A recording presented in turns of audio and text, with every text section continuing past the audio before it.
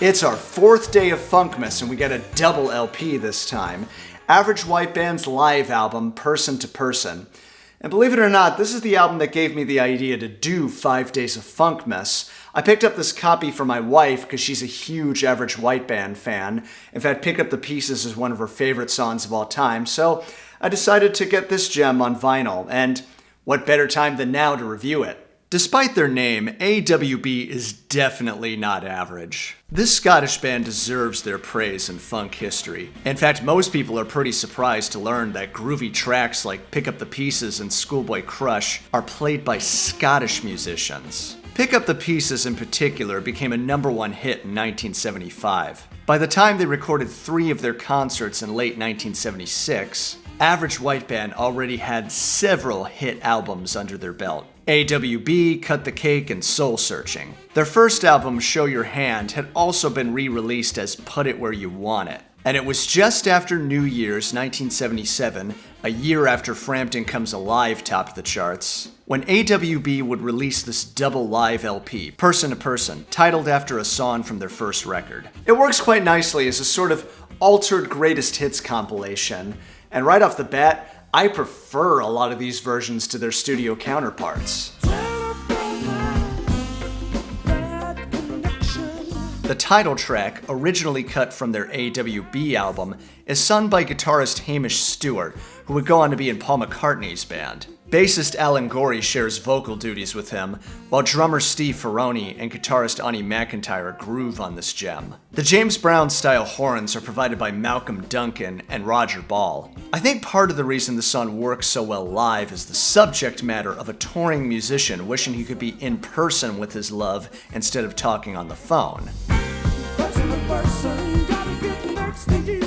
This is followed by another AWB funk classic, Cut the Cake, which was the title track from their 1975 album, fronted by Alan Gorrie.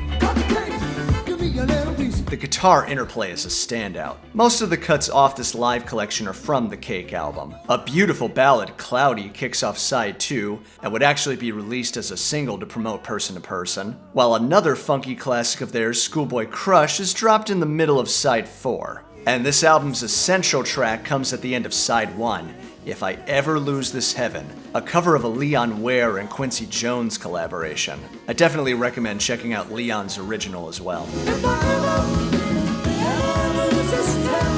Average White Band does a great job of respecting the original while still making it their own. Hamish really taps into the emotion of the tune with his smoky falsetto vocals, and the band just keeps upping the dynamics to that finale where Alan riffs vocally. 2 songs come from Soul Searching, I'm the One and Love Your Life, which start sides 3 and 4 respectively. I really love the horns on I'm the One. They're much quirkier than the other tunes, but no less funky. They even pull out a groovy version of a song from their first album, T.L.C., though if I can be honest, this is one that goes on a bit long for me. Although Hamish, who takes over on bass, has some funky moments. What about Pick Up the Pieces? They gotta play that song, right?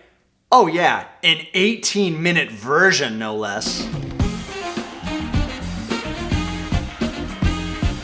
Though most of that includes band introductions where everyone gets a short solo. I really love Onnie McIntyre's chicken scratch solo, all the polyrhythms he bangs out. And the meat of the song really shows off the blaring horns, interplay between the guitars, and the power of the rhythm section. It's great when they die down and just leave the audience to clap and sing, Pick Up the Pieces. The album ends with the cover of Marvin Gaye's Heard It Through the Grapevine, which works nicely representing the band's encore. If you want some great live funk, I highly recommend Person to Person.